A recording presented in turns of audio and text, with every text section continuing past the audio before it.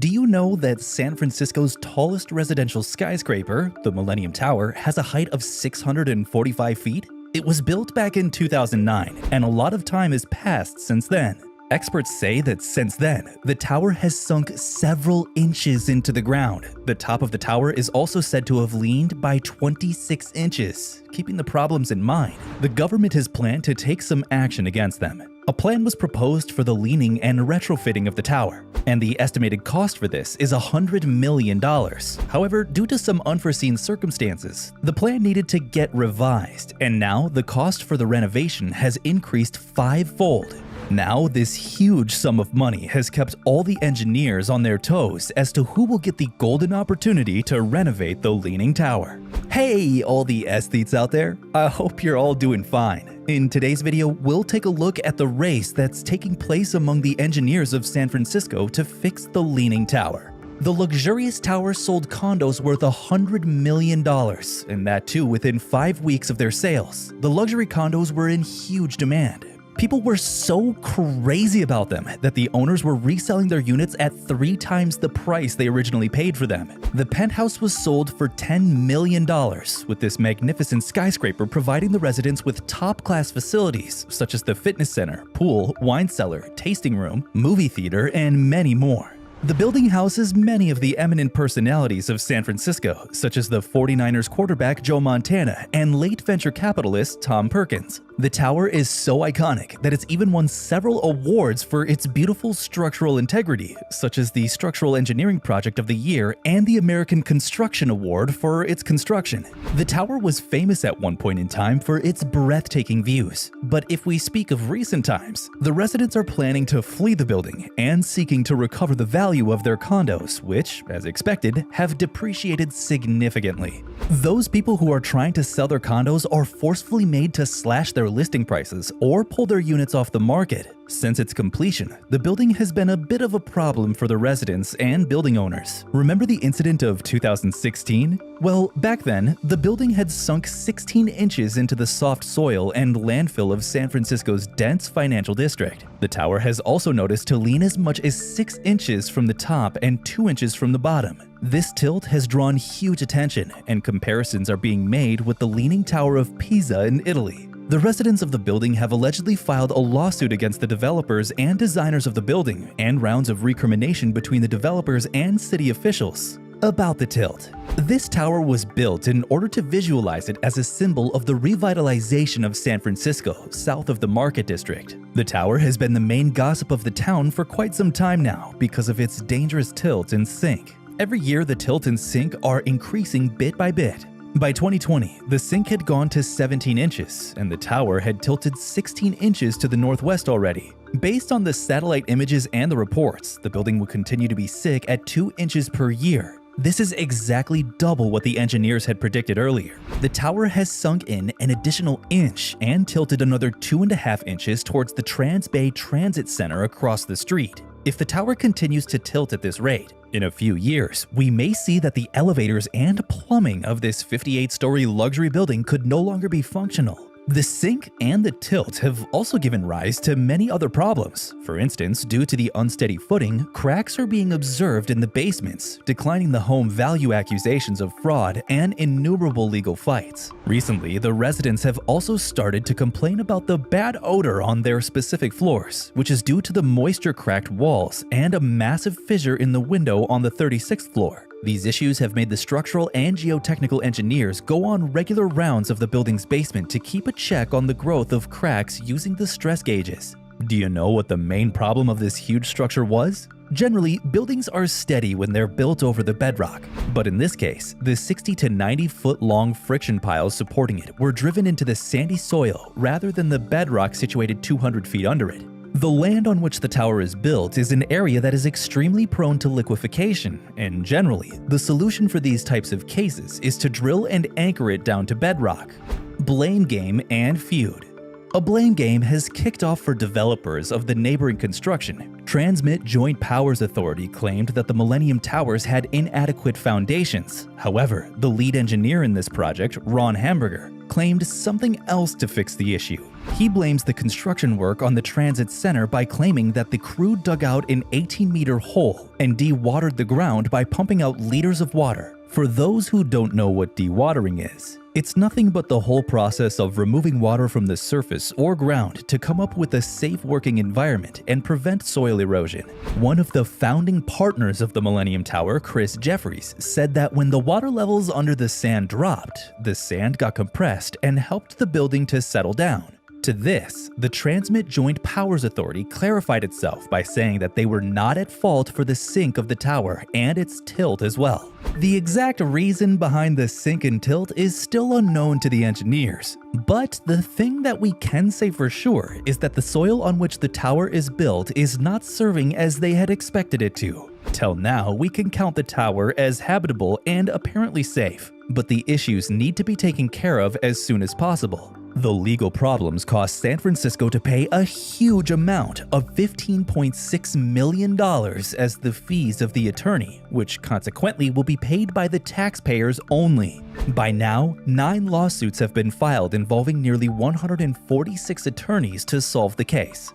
How to fix a sinking skyscraper.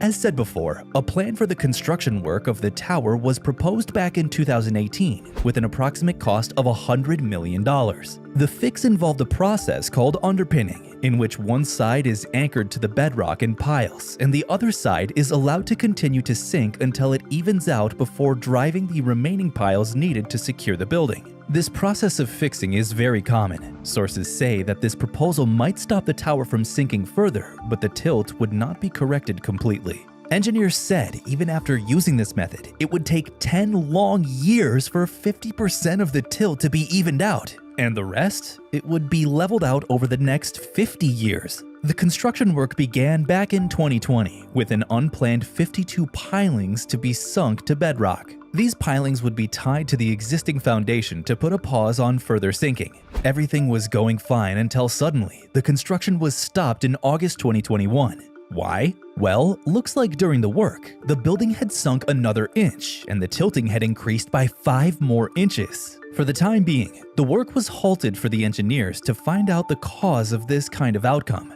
After examining the matter, they said that the holes that had been dug out for the retrofitting caused much more soil movement. Standing today, the total tilt has summed up to be 26 inches, which is 10 inches more since the repair work began. At the beginning of 2022, a new plan was proposed in which instead of 52 piles, 18 would be used, and they would go even deeper. As the number of piles has been reduced, there will be less disturbance caused on the soil under the building. The plan was approved, but now the cost of renovation has increased 5-fold. From $100 million, it went straight up to $500 million.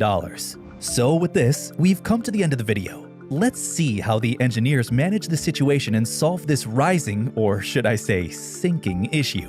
What are the other new changes made in this scheme that made such an increase in expenditure? Will the tower go back to its initial state after the renovation? Will the new scheme solve the issue, or, like the previous scheme, will it sink even more? What do you think? Built with a massive budget of $350 million, the Millennium Tower of San Francisco is the tallest residential building in San Francisco. But as the days are passing, the skyscraper is both sinking and tilting. Of San Francisco's sinking and leaning Millennium Tower. Will this one work? There's now a revised plan to help stop the sinking and leaning Millennium Tower, which is terrifying for the residentials. And this tower by no means is cheap. A penthouse unit was sold back in 2016 for $13 million. Many star athletes and retired Google employees have bought an apartment here before realizing that due to some errors during construction, the infamous Millennium Tower is sinking and tilting 3 inches, which is around 7.5 centimeters every year. According to the engineers, if the tilting continues at the current rate, soon the elevators and plumbing may stop working in the luxurious 58-story building. Engineers are working day and night to solve this riddle and put a full stop to the ongoing tilt. But despite a $100 million plan to fix this, the tower has not failed to tilt and draw lawsuits from the residents. Hello and welcome back to our channel.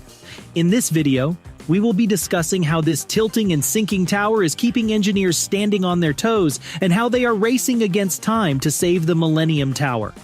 Opened to fanfare in 2009, the tower made headlines as more than 400 apartments of it were sold out in no time for a reported $750 million in total.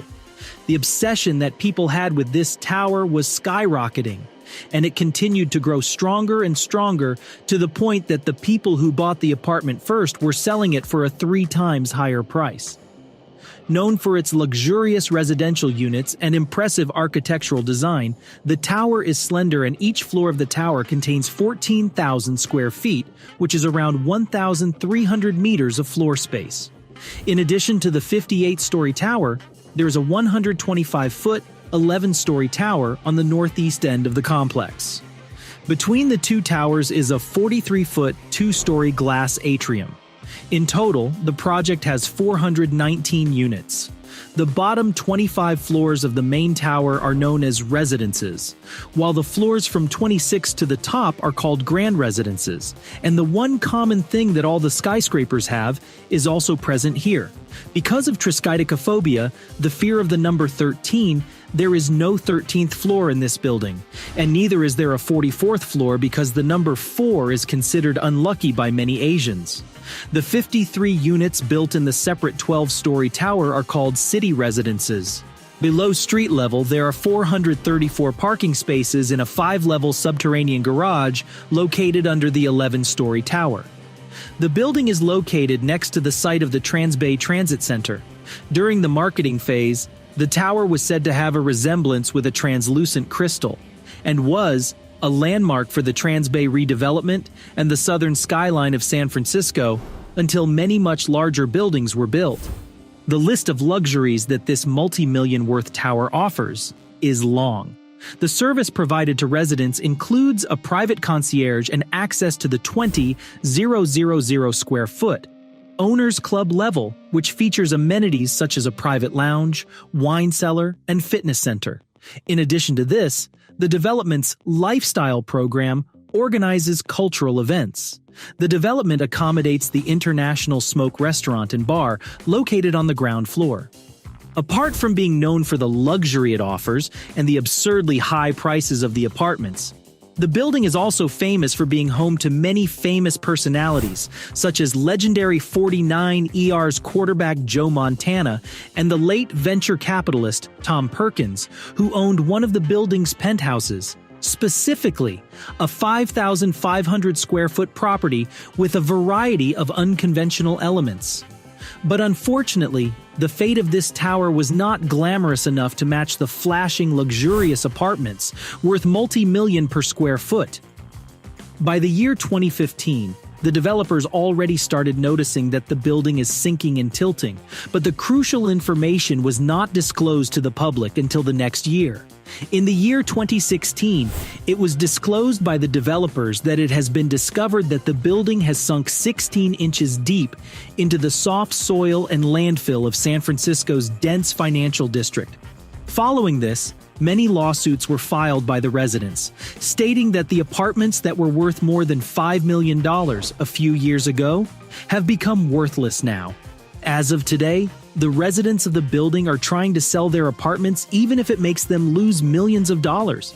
And ever since the news of the tower tilting and sinking has been disclosed, the price of the apartments is falling continuously, becoming a major concern for the people who invested in it. And that is how the building, which once won awards for its phenomenal structure and bagged the American Concrete Institution Award for Construction and the Structural Engineering Project of the Year, is now known as the San Francisco's own Tower of Pisa. But despite the criticism that the developers and the engineers faced, they have made constant efforts to save the tower and are doing their best, keeping the constant tilting and sinking in mind. On December 4, 2018, Ronald Hamburger, the senior principal engineer at Simpson Gumpertz and Heger, revealed in a press release a final resolution to the Millennium Tower's tilting and sinking problem by underpinning the building. The proposed solution would have involved the installation of 52 piles along the north and west sides of the tower beneath the sidewalk that reach down 250 feet into the bedrock of downtown San Francisco and be tied with the original 60 to 90 feet deep foundation piles. At that time, it was estimated that this solution will reverse about 50% of the tilt over 10 years, as the south and eastern sides of the building would come back into realignment with the now sunken north and western sides of the building, at which point the remaining south and eastern sides of the building can be anchored to the bedrock, permanently resolving the tilting and sinking of the building. And with the promise of reversing the tilt, the perimeter pile upgrade project began in the year 2020, which included a $100 million scheme for fixing the building and a plan to compensate homeowners in the building for estimated losses. But despite such efforts, the tilting and sinking of the tower did not stop.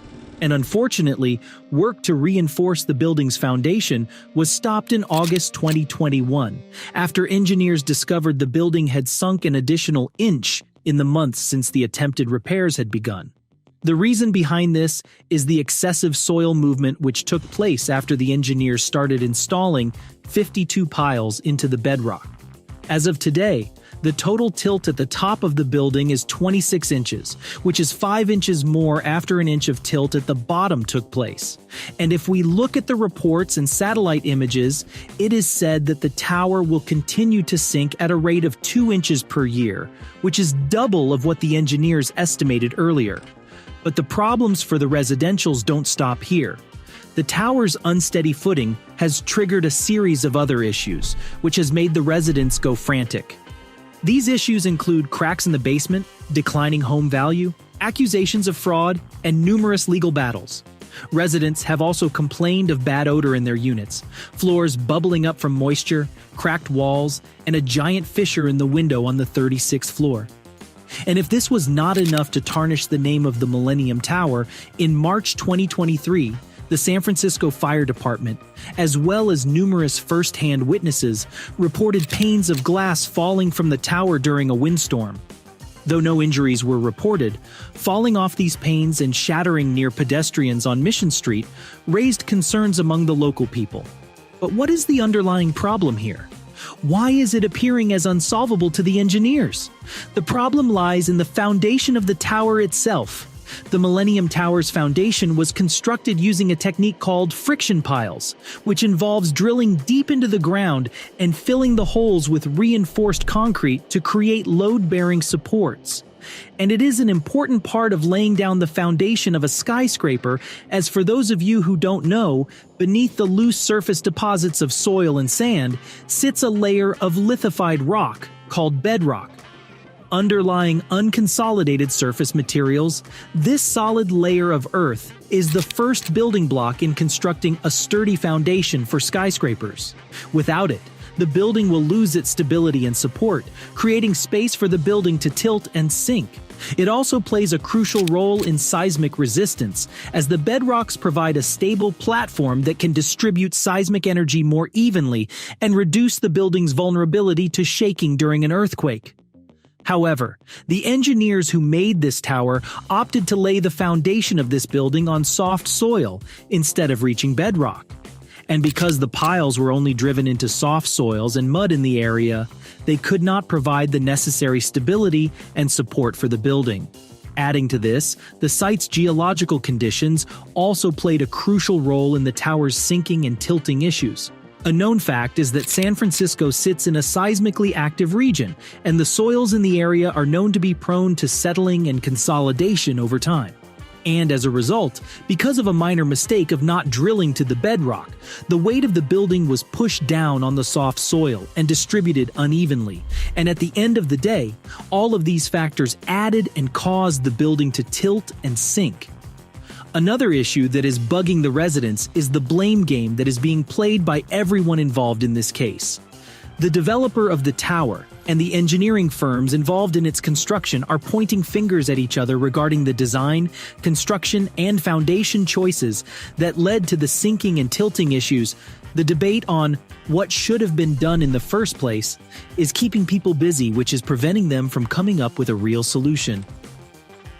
With the development, the developer is blaming the sinking problem on the Transbay Joint Powers Authority, TJPA, which was responsible for the construction of the neighboring Transbay Transit Center, TTC. But the sinking problem started ages before TTC construction even broke ground, and TJPA asserted the building had already settled 10 inches, well past the original maximum vertical settling prediction of 5.5 inches in 20 years, by the time TJPA began removing the timber piles under the prior Transbay terminal in 2011. But what appears to be good news is that on June 21st, 2023, the Millennium Tower announced that engineers and construction workers have succeeded in stopping the 58-story Soma high-rise from tilting and sinking. According to the officials, workers have completed installing 18 concrete piles 275 feet into the bedrock below the lavish tower at 301 Mission Street. And as expected, the piles have transferred 18 million pounds of weight off of the building's original foundation, relieving stress on soils that have compressed beneath the building and caused its years-long structural issues. Officials said the project, dubbed the Perimeter Pile Upgrade, has recovered nearly 1 inch of tilt so far and will continue to recover more in the coming months and years. Although they didn't say when the building's tilt will be fully corrected, it's still a good start. On the same day, the lead engineer, Ronald Hamburger, said, as an independent team of engineering experts concluded, this is an effective and practical approach to the settlement and tilting issues, and it preserves and enhances the building's safety. Sharing the positive news, he also added, we look forward to completing the final steps of this project. By the looks of it, the $100 million installation, which began in November 2020, is expected to be fully completed by the end of August. According to the engineers working on the project, the final goal of the project includes the installation of vaults and the restoration of Muni lines, sidewalks, and landscaping on Fremont and Mission Streets. And that was it for today's video. Hope you liked it. And if you did, make sure to leave a like and comment telling us your views on the whole Millennium Tower case.